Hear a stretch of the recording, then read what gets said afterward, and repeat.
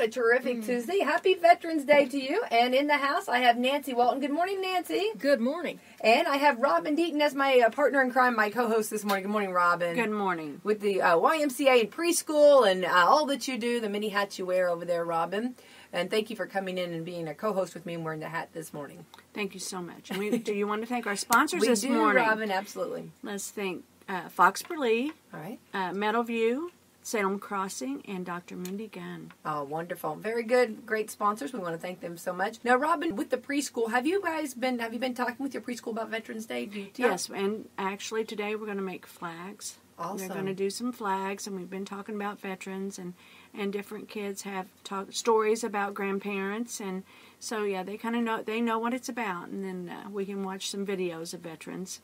So they're all excited that today's Veterans Day. Well, it's so important, and Nancy, you probably agree too, that at this age, to start planting those seeds and showing them and getting them to understand what it's about. Yeah. And like doing the pledge, we do the pledge every day, and we go over what that means, how you need to respect your flag, and I think teaching them that at a young age, and then we always sing God Bless America. I mean, those are two things that we do every single day. So, and they know to stand up, and it's like I tell them, when that flag comes out, we respect because of what happened and how our veterans, fight for us. So they know. That's awesome. So it's a good thing. It's a great thing, and I'm thankful today for preschool teachers like you, Robin, that are teaching that, and it's so important. That's something you do not want to miss on the teaching scale. Correct? No, they need to know. They need to know exactly where why we're here and why we have the freedom that we have, because we're very fortunate. And that happens to segue right into Nancy Walton. And Nancy, your dad is happens to be one of the reasons why we have our freedom today. Yes, he was a very modest person, so he probably wouldn't phrase it quite like that, but yes, Dad was a World War II veteran. Right, a World War II veteran, and and I want to say, and Robin and I were talking about our daddies. It was like pulling teeth getting our daddies to talk about their experience. Mm-hmm. So I want to say, what an awesome dad you had that he did talk about this. So. Yeah, well, I am such a history buff that I probably didn't give him a whole lot of choice. Okay.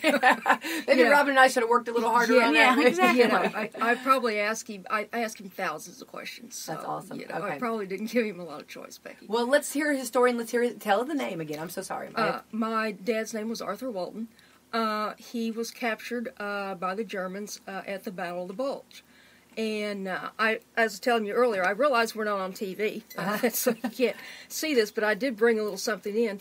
I brought in a little New Testament, and it is worn out. I have to carry it in a baggie now, but it was given to my mother, Majel, in the 30s by her great-granddad, and who was a minister. My father was also. And Mom gave it to my dad when he went overseas.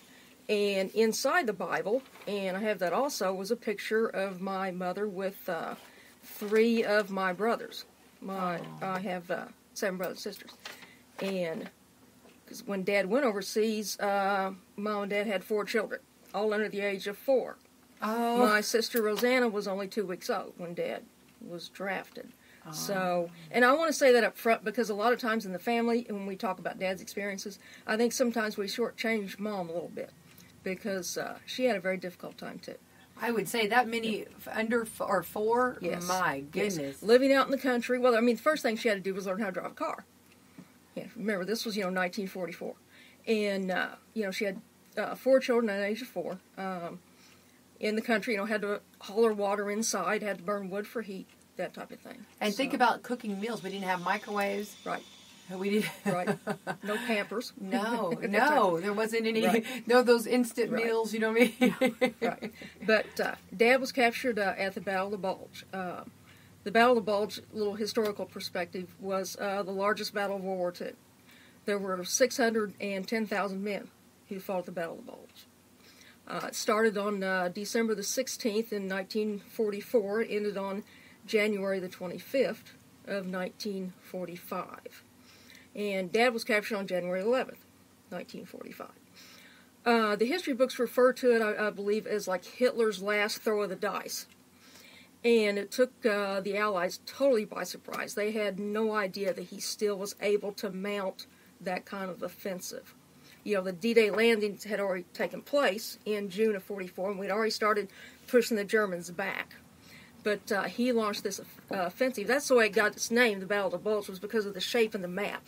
They pushed us back so far that there was a big bulge in the American lines, and that's where we got the name. But anyway, as I said, he was captured on the 11th. Well, on the 10th, they had fought a battle that day, and they'd come to a little town by the name of Wingate. And they had won the battle, and they had captured the town and the hills round about it. And when night came, the commanders had told them they needed to dig in foxholes because they were expecting the Germans to start shelling. So they did that, and then around midnight on the 11th, Dad got word that he was wanted at command post because one of his responsibilities, he was the company runner. He was in charge of passing messages back and forth. So he reported, and they showed him a map, and they said, what we want you to do is go over here to the northwest and tell Company K that they need to move up before dawn because they were expecting the Germans to counterattack at dawn. So he started for that, for Company K, but he never made it as he was going there. And keep in mind, this was winter. And as fate would have it, all of the winters during World War II in Europe were some of the coldest on record. It was snow on the ground, it was snowing. The Germans had white uniforms, the Americans had green uniforms, so he really stuck out. Yeah. But as he was going that way... now, how was he traveling? By foot. By foot, okay. By foot. Okay. And the message was oral, wasn't written. Okay. And the next voice he heard was Halt Americano. And out from behind a clump of trees stepped two German men with rifles pointed at him. Goodness. So... did he say, how he felt right then? I mean... Scared to death. Because, as he explained to me, being captured alone was very dangerous. Especially at that time in the war, because Germany was clearly losing the war. They didn't have, the money, the manpower, that kind of thing, to take care of prisoners of war. They needed their men to fight. Because Mom and I were just talking last night. It's amazing that they didn't just shoot him. Yeah, rather out of than, sight, out of mind, just boom. Right, rather than capturing. But they did capture him. Of course, the first thing they did was take everything away from him, including this Bible. And he talked them into giving it back to him. He said to them, this means nothing to you, but it means a lot to me. And, one of the Germans, I guess, had a heart, I guess you could say, and gave it back to him. So so let's pick it up. So they take him from the, so that he's captured. Mm-hmm. Okay, so then where does he, I guess they put him back on the horse with him or something? Or they took him back behind the lines. What they were doing, they were back there picking up their dead and wounded. Okay. And while they were there, they took him back behind their lines, and there were some other prisoners back there. So, then he got to feel a little bit better because, then he was with other prisoners. But then they took him to a small prison camp where he, went through a little bit of interrogation and what have you, which didn't amount to much because he was just a foot soldier. He didn't know, anything. He just did what he was told. But then he said probably the hardest part of his POW experience followed when they marched him. He said it seemed to him 2/3 of the way across Germany. Now, as I said, it was winter weather, and he was fortunate in that he had big, heavy overcoat, he had on combat boots. I think he called them snowpacks. But, you'd march all day, and, your feet would sweat, and then you'd lie down on the side of the road.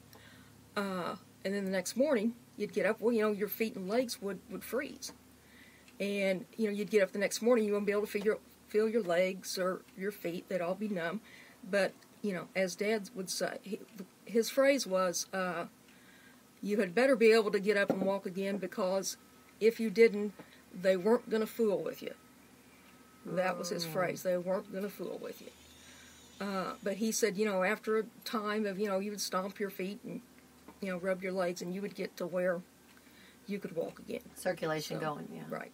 So, and he eventually did make it to a prison camp where he was to stay until he was liberated. I believe he was liberated on April the 14th, 1945. And it was the best time in some ways and the worst time in some ways to be captured. The best time because you didn't have to stay there very long, because the Allies were advancing quickly by then. The worst time, though, because by this point the Germans didn't have enough to feed their own people, let alone their prisoners. So his food consisted of one bowl of soup, bean soup, he said maybe with a little bit of piece of fat in there, and one piece of black bread once a day. And, because of being hungry all the time, and, he said, of course, there were people dying every day. Every morning they would take the dead out of the barracks, and, he said just any small indication of a low-grade fever or a cold, or he said even lice.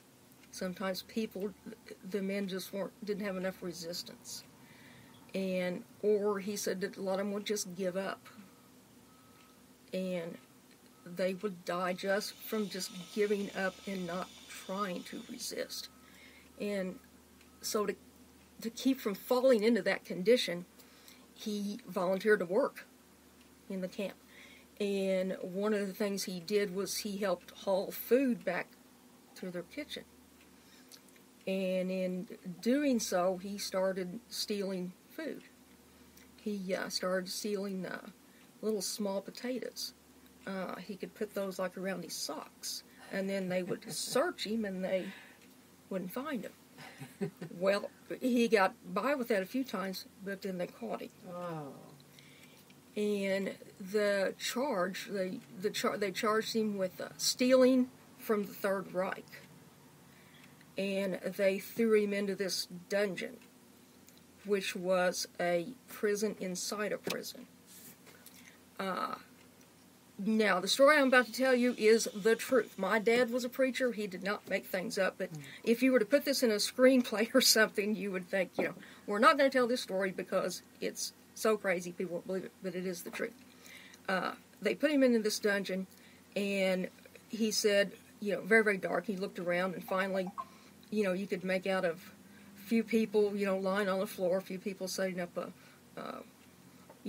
and so this was primarily a Russian prison camp to begin with. There weren't a whole lot of Americans there. But he said, finally, he said, is there any Americans here or anyone who can speak English? And he said, one man said, yes. He said, I'm an American. And so Dad went and sat beside him, and he said, well, good. He said, I got somebody I can talk to. Dad said, where are you from?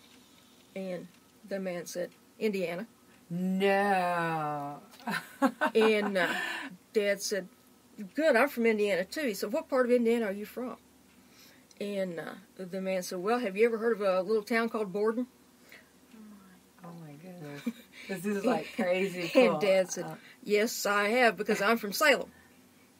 So, anyway, and that's just cool. Yeah, and that's what I'm saying. I mean, you would not, if you were making a movie and you wanted to put that in the movie, they would say, no, don't put that in there. Yeah, nobody would believe that. People are not going to believe that. That's pretty awesome. But that is a true story. So when they're when prior to that, when he was before when he was volunteering as a cook and hauling the food, was he like in chains, or did they do that, or was he just... No. Okay. What they would do... how did they hold their prisoners? He would work, and then at the end of the day, they would take their shoes away from him and put them down in the dungeon. Because you were not going to try to escape without shoes. Right. But there was a big barbed wire enclosure all around the camp. And, of course, there were towers where the German guards were, and then there were German guards all around them. So, and he said he thought about escaping, time after time, but it was almost an impossibility. Yeah, and where would you go? Exactly, that's what I was getting ready to say. Yeah, even if you were, you don't know the layout of the land. It's, Germans all around you. Right. It's, I'm sure, as he said, something he thought about all the time, but I don't know if anyone would try to do it. Okay, so when he was put into this jail, the jail of the jail there, and it was all black, and he met the gentleman from Borden, Like, were they, what was, like, different? I mean, did they feed them, or what was their torture, I guess, or did they have it, did they? I don't think that there was any torture. The thing is, he was liberated. He was only in there about just a few days before he was liberated. Okay. As soon as they started talking in there, a guard shut him up. I wonder. Yeah. The only news they got was from prisoners who was captured after them. And that was one of the reasons they didn't want him talking, because, all the news sounded really good. Mm-hmm. They would get prisoners captured after them, and they would say, hey, just everybody hold on. The Allies are winning. The Germans are retreating very fast. And the way he was liberated is, Dad said they captured some people. It was on a Friday. And some people, a prisoner come in and said, hey, he said, just hang on. He said, the British are just a few miles away. They should be here soon. And think about that feeling. Wouldn't you just be, I mean, I can't imagine the feelings that he would be expressing, or feeling. Of hope. Yeah. Of I'm just like, of hope. Yeah. And so, and that Friday, they heard sounds of battle. And so they all, ran out, sat along that fence. And they could hear artillery. And, up in the sky there was dogfights. And they saw some planes come down. But then night came and the sounds died away. And so they took their shoes away from them and they went back into the dungeon. And next morning was Saturday, same thing. They heard the sounds, but nothing happened, so they went back in. And then Sunday morning, he said everything was, just real quiet and peaceful and no noise or anything. And he told me, he said, none of us even noticed it, but there weren't any German guards there anymore. And he said, but then, all of a sudden there was just this huge roar, and over the hills and through the fields, here come tanks and half-tracks and trucks and jeeps. And he said one of the men yelled out, hey, they got stars on them, which meant made in the USA. Yeah. And, I'm getting cold chills. And he said they all broke through that barbed wire and just ran out to meet him. And he said, they got on their PA and said, everybody go back to camp. We're going to live where you're free. And Dad said, nobody paid a bit of attention to him. They just, But yes, I mean, it's unimaginable. It's just unimaginable, the kind of feeling that you would have at that point. I'm thinking that, like, every minute would feel like an hour. I mean, when you're there, and to be in that situation, and so, I mean, and not the unknown. Is today going to be the day? Yes. And then thinking about my wife at home with 4 children. Yes. I mean, yes. He talked about that. He said, he said he would think about that. He's, wonder what my kids are going to do. Mm-hmm. He said, because I always like sports, and I hope they participate. Sure. When they go to school, or my wife is so young, I'm sure she'll marry again, because I'm not going to be there. Mm-hmm. I wonder what he will be like. Yeah, will he take care of my children? Yes, I hope he is a good father. Right. And, just that kind of thing. Those are things, yeah. I mean, you would think of all the time you'd have to think. Yes. Right. And how about your mom? I mean, did she know that he was captured? Yes, she got 2 telegrams, and I have those telegrams. Now, next to this Bible, it's my most valuable thing. She got a telegram delivered to her one night by Western Union, and it was about 9 or 10 o'clock at night. And to this day, I don't understand why they were delivered at that time at night. There she was with 4 little children, just put down to bed. Mm-hmm. And the first telegram said, the Secretary of War regrets to inform you that your husband, PFC Arthur Walton, has been reported missing in action in France. Hmm. So, she said she loaded up the kids in the car, and she drove to my grandparents, Dad's mom and Dad. And it was about 4 months later that she got a telegram that says, the Secretary of War wishes to inform you that your husband has been reported as a prisoner of war of the German government. So for 4 months, she didn't know if he was captured or killed. Mm-hmm. And now she got this on April the 12th, and he was liberated on April the 14th. April the 12th is an important day in American history. April the 12th was the date that Franklin D. Roosevelt died. Dad was in the prison camp. Now, keep in mind, for Dad especially, Franklin D. Roosevelt was a hero in his house. Dad was 12 years old when Franklin Roosevelt was elected, and he was 24 when he died. So it probably felt like, he had always been president. Yeah, sure. So, and when he died and the word came to the Germans, Dad said all of a sudden he started hearing, hooping and hollering and, firing their rifles and this type of thing, and they got on the PA system at the prison camp and told him that the greatest war criminal in the history of the world, Franklin D. Roosevelt, was dead. So that's how he found out that his commander-in-chief was dead. Can you imagine the anger? I mean, that that Yes. he would have had to. Yes. Yeah. Yeah. Wow. Now, Nancy, going back to this, I guess were the Germans known for like any kind of a torture? I mean, or were they? Was he scared at any point on that part? I guess. There were one sergeant in particular that mistreated him. But as I said, this was primarily a Russian prison camp, which probably helped him because the Germans and the Russians hated one another. Okay. Germany invaded Russia in June of 1941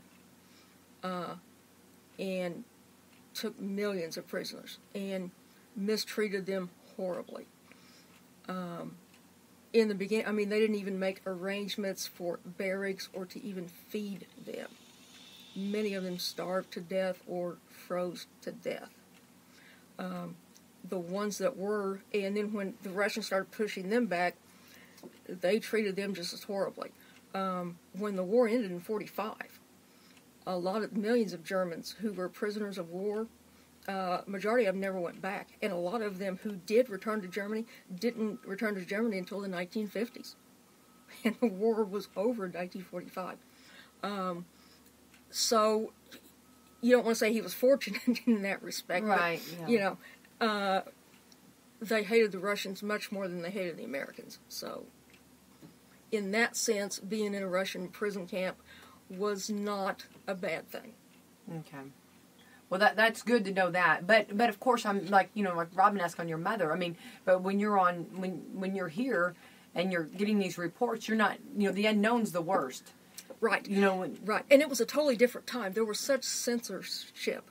Nowadays, what battle we're fighting right now, and you get the casualty reports. The media, sure. Almost instantaneously, and they talk about, the media being embedded with the troops. That type. There was very much censorship.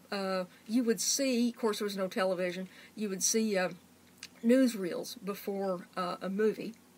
That they would talk about the battles being fought. But, my mom out in the country with 4 children, she was not going to the movies. Well, no, so... No, I don't imagine. Yeah, so, I mean, she, and most Americans, they knew we were winning the war, but there was no scene of the carnage. They did not know until much later. Now, did your dad and the guy from Borden, did they stay in contact once they got... They did not, and it's one of my biggest regrets. Dad gave a speech to the DAR. I think it was about 1990, and Frank Newkirk, who was our mayor at the time, were there. Frank and Dad went to school together, and he was the mayor at the time, and I was working for the city. And Frank contacted me a couple days later, and was telling me how much he enjoyed the speech, and we were talking about the guy from Borden, and I said, Frank, why don't we try to get in touch with him? I said, there can't be that many POWs from Borden. Right. And so Frank called and found out that there were 2 POWs from Borden that were captured by the Germans, and both of them had already passed away. Aww. So I never told Dad that we had tried to get in touch with him. But it's a good question, and to this day, I don't know why Dad didn't. Try to get you would in touch think that with since him. they were in that situation, unless, or maybe, why he, maybe they didn't want. Yes, or why he didn't try to get in touch. Right. But yeah, it's one of my biggest regrets that I didn't think of that sooner. Well, I think maybe, I mean, just to say that maybe, like, like Robin and I have talked about our fathers too, and like getting this out of them. Maybe they just kind of wanted to put it away. Maybe they were just so happy to get back into their, their other life. You know what I mean? That they didn't really want to go there. Want to think about it. Right. And, That's possible. But at least you tried, and you never know. Now, when they came back, what was that one thing? Does he remember, like when they, of course, seeing those stars and knowing they made it in America and all that? I mean, can you imagine that feeling? I mean, it would just be. And what was that one thing? I guess he was just like most thankful. I guess when he got back. Oh yes. Well, he talks about they came back on a ship. They docked because they had told them when they were coming back that if they had early morning, they told them that when they about what time they would dock in New York and they could see the Statue of Liberty. Oh, so my goodness. they all stayed up so they could see the Statue of Liberty, and then they flew him into Camp Atterbury, and then they got a bus to come to Salem, and then when he got to Salem, got a taxi, and he told the taxi driver, he said, I want you to take me home, but I'm not real certain where home is. He said, the last letter I got from my wife, she was talking about moving into town because it would be so much more convenient, with water and etc. And he said, you wrote her back and said, yes, please, yeah, that's great, I did do that. But he said, I don't know. He said, so take me to where I used to live. And so, but wait there, because you might have to take me back to town. So he always got emotional when he was talking about this part. So the cab driver took him out, and he said he got out of the car, and he started up through the yard, and he said these 3 little boys come around the corner of the house, and they looked at him, and one of them said, "Hey, that's our dad." Oh, wait, so, no. So that was his story of coming home. He had another story that he liked to tell of when they took him out of the prison camp. They docked in England at Liverpool, which, by the way, is the birthplace of all 4 of the Beatles. But anyway, that'll be another show. We'll do that on. Just a little throw that one in there. Yeah, just a little aside there. But anyway, thank you for that, Nancy. Yeah, you're welcome. So they docked at Liverpool to take on a bunch of nurses who had been stationed there during the war, and of course, nurses are going to attract a lot of sailors. So a lot of these British sailors, and Dad asked one of them. He said, "Hey, would there be a chance that you could send a telegram home to my wife telling her I'm coming home?" And he said, "Yeah, I can do that." Dad said, "Well, how much will it cost me?" Dad was pretty tight with money. He says he wasn't, but he was. And he said, "Well, if you keep it short, $2 or $3. And Dad says, "Well, I don't have any money." He said, "But I got a whole duffel bag of souvenirs." Dad was a collector. Your dad knew of all kinds of things. As soon as he was liberated, he started roaming the countryside in Germany, broke into this warehouse, and filled his duffel bag full. And that was smart. Yeah. Well, and so he told the sailor, he said, "You can pick out anything you want if you'll send this telegram to my wife." And he said he remembered he never did send it to her. But anyway, the telegram said, and like I said, he kept it short because he was tight. The telegram said, "Freed, coming home, Art." Wait, that's too cute. Yeah. That is adorable. Free, coming home, Art. Yes. There you go. So he didn't even say his name, just Art. That's, yeah, yes. So anyway, that's great, Nancy. He picks out all this stuff, and he sees this sailor at one point. One of the things he picked out was a bottle of perfume, and he sees he sees him selling this bottle of perfume to one of these nurses. And then pretty soon somebody else comes up and he says, "Hey, who is the guy who's got this perfume?" And Dad said, "Well, you might be talking about me. I have some." And he said, "What are you selling it for?" And Dad said, "Well, I'm not selling it. I'll give you some." So he said, "Yeah, Dad, I'll give you some." So he ended up he had 50 bottles of that perfume. He gave away every single one of them. And when he saw one of these sailors selling it to one of the nurses, he went up to that nurse and he said, "Hey, I want to ask you something. She said, none of my business, but how much did you pay for that bottle of perfume? And she said, $50. She said, but some people were getting even more for that. And Dad said, he'd tell me, he said, now see, that proves that I'm not a tightwad. And I would say, oh, Dad, it proves nothing of the sort. It proves that, for several days there, you didn't care about money for a few days. That's what that proves. You had a little moment in time when money was not. Right. But think about that and so he didn't bring any bottle. He didn't bring a bottle home to his. That's right. Mom? Yeah, and he would say, I didn't even say one for my dog. Okay. I think Michael should have said, you go back there and get one more bottle of perfume for me. Yes. Yeah. Well, this is really a story then. I mean, really. Yes. And so and that telegram never made it. Never made it. Shame on that guy. Shame on him. Yeah. Yes. Because that would have been a cool telegram to keep. It was. But it is typical. That's typical of Americans. It's funny. It's I think it was a World War I saying. The saying in World War I was that the French fought for their country, the British fought for freedom of the seas, and the Americans fought for souvenirs. I don't know that I've ever heard that one, Nancy. That's. Well, I mean, and so then coming back home and trying to get back into life, did he say that like it was from going from I guess from the extreme of being being a POW there and then going back into life, was it hard to make that? Yes, I'm sure it was, but he did it. The government sent had Mom and Dad to Miami for a couple of weeks, and with the children. I don't believe. There's a good question. Mom. I'll ask you that here in about a half an hour, okay? I don't know. Well, maybe a little honeymoon, well deserved, and just and Mom deserved it. Yes, she did. But when he got back, and I'm pretty certain that he had to go back to his job. Okay. He worked on the Monon Railroad.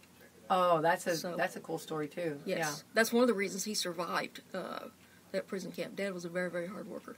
Well, he stayed in shape, obviously. Yes. Yeah. Working on the railroad was a tough job. Yeah. Had he lost a lot of weight from the... He had. I bet. Yes, I think it was like he weighed, about 110 pounds. Oh. And this would be just like in a 4-month period. Yeah. So like I said, it was, in one sense, a good time. If you had to be captured, it's a good time because you didn't have to stay there long. But it was a bad time because you weren't going to get a lot of food. Right, Because there just wasn't a lot of food in Germany. Right. Wow. And then of course, then he went later on, and they lived happily ever after, and they had more children, and yes. And one of the things I don't want to forget to say this, my dad forgave the Germans. Wow. Dad told me many times that the Germans were good people, and they were just misled.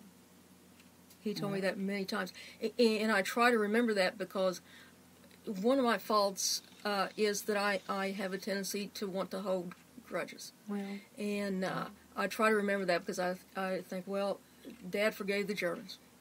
There you go. Anytime I'm tempted to hold a grudge. Yeah. Well, that's a good life lesson. Yes. And what a wonderful example he had set. Yes. It's so neat that your dad, shared the stories and that you can have that. Yes, but like I said, he didn't have a whole lot of choice because I was really after him. I'm very interested in history and Did you learn about did you go back and study the war first, so then you knew what questions to ask him about? No, I started. I probably started asking him questions when I was only 9 or 10, and because it's just so hard to imagine. Because you don't see your dad as a full-dimensional person when you're small. And it was just so hard for me to imagine, my dad being in the biggest battle in history, American history. Yeah. And what I wanted to know, was what was it like? That's what I was trying to get at. And, my questions got better, as the years went along. But there was no way he could ever tell me what it was like. But... that's what I wanted to know. But yes, I did. I've read several books on World War II and on the generals and the presidents, and I read a lot of history biography. Yeah. But yes, I've always loved history. I think it's interesting, and it is interesting. And I wanted to see what his place was. Robin, don't you feel like this has been more educational than any book? I mean, Oh yes, because I'm going to be honest. I didn't like history. But this makes you want to. Yeah, when Nancy tells a story, tells a story. Well, and I've read, like in history about the the Battle of the Bulge. I mean, we've heard all about it, but I've never heard it from this, from someone that actually knew someone that. Yeah. Well, but it isn't me. It's the way it's told. I don't know if you remember, because of course now the History Channel is ice road truckers and that kind of programming. But you remember when everybody first started getting cable, a lot of people, their favorite channel was the History Channel. Mm-hmm. Because for the first time, unless you had Ginger Morris as a history teacher, for the first time, you started hearing history told the way it should be told. Mm-hmm. Exactly. So, right. yes, it's and not you still me. have that a lot on the History Channel, but yes, it makes it. But from an educator, Robin, I mean, Right. don't you feel? I mean, like this is. Oh yeah, this is awesome. Nancy, I just feel like I could just listen all day long for you to telling. I want more. Well, thank you. But it really, I know time's getting biased, but it really is interesting. And I have to say on my dad was a Marine, and Really? and he was stationed on Guam, and he told quite a stories, about. Things that went on, and I remember him saying that, when he got back, he craved so much he could not wait to get back to have a big glass of milk. Yes. And he wanted to roll in snow. He said, I couldn't. Wow. He said, well, because they itched, they had, this is, I hope no one's eating breakfast. We called it jungle rot. Sure. All the stuff, all the stuff that you would have. And he said he couldn't wait. He wanted to roll in a bank of snow, and he wanted to drink a big glass of milk. Oh yeah. Well, can you imagine having the same uniform on for him? Oh yeah, and then wet and Sure. And you talked about lice and stuff earlier. He said we didn't worry about that. You just it was just a part of it. You just got to go on. And they had like a pet monkey for protection. They used that as a watchdog. A monkey. Uh-huh. Oh, he said they would just tear him up. He said I had never heard that. Yeah, he said the monkey would just completely and the monkey wouldn't bathe, so that the monkey stunk. But it was a wonderful watchdog. Oh yeah, he said it would just go. It would just tear him up if somebody came to their camp. Yeah. So he had, but it was kind of like what Robin and I spoke of before you got in here, Nancy. We were talking about it's so hard to get some, for them to talk, about this, and they have there's so many. I know, and you got to be tender to them because it's their moment, it's their life, and it's their journey. Yes. But we, on the other hand, I always like to feel like I want to know this stuff, Nancy. Your father. I knew your father, but like to know what he went through. This is Absolutely. What a Absolutely. wonderful. It's important for people to know our history because we didn't get here by himself. The old saying that if you see a turtle on a fence post, it didn't get there on its own. Right. Because we're standing on people's shoulders. This is the greatest country in the history of the world, and it's because that there are people who went before us who died and sacrificed and went through incredible things to get us where we are. And ignorance of what they did and what they went through not only means that you're living in ignorance, it is rude. And if you want to go around telling people that you love this country, and yet you know nothing of our history, and you make no attempt to find out about our history, I have doubts whether or not you're telling me the truth. Mm-hmm. Mm-hmm. Yeah. Well, there's so many. I think that's right, Nancy. I can see your point on that completely. Yeah. And so, think of veteran today. Think of veteran every day. Absolutely. And I want to do that. I appreciate everyone who serves. It's they're the best. Yeah, and we don't know that, and we don't realize, what all they go through and the sacrifices they make, and their families. That's what. If you'll notice on Facebook, I put "and families." Because we do need to say, to the moms. And to it takes everyone. And to a smaller, and we're putting it on a smaller number on their backs. We drafted 10 million men in World War II. 10 million, and now I don't know how many people we have serving in Afghanistan, and now but nowhere. Not even 10% of that. Right. We're putting it on less and less for your shoulders. Right. Every year. Right. And that's not right. I understand. Now, Robin, you're daddy too. Let's give him a big salute. Yeah, my dad was, but he, like I told Becky, my dad never talked about it. I had a brother, Tony, and I didn't really, I remember as a kid that he was, out to sea for 7 months, and really did not realize that he was in Vietnam. Really? On a submarine, and Wow. His tombstone has that, and it was like, that was something I never knew. Wow. I mean, Mhm. we were Robert and I were the youngest of 8, so he was gone and married by the time I come along, Yes. and and both him and my other brother, two of my brothers have served, so it's just something that we never talked about. Mhm. But now I wish I would have known more. Yes. But, Yes. So, and we need to honor all of our military, women and men. So, I agree. That's right. and like you said, think of them every day, not just Veterans Day. That's right. Yeah, definitely. And how what an honor. And I liked what Nancy said about that. We live in the greatest country, and Exactly. and I think that we need to remember that. A lot of times, we hear things that maybe are not so good, or we knock it, but you know what I mean. We need to get behind it and back it. Absolutely.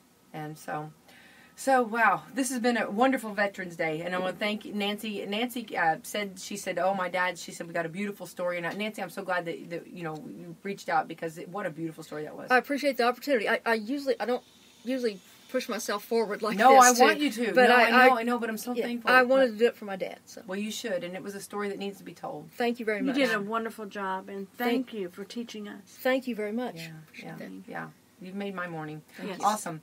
And we want to give a shout out to your mom too, that's listening. Yes. Hi, Mom. We think the world of her, and what a wonderful, outstanding lady, and what a strong woman. She is. Yeah. Yes, she is. And to think about making those decisions to move into town, even, or whether you're going to stay, or whether those are big decisions. Yes. That's a lot.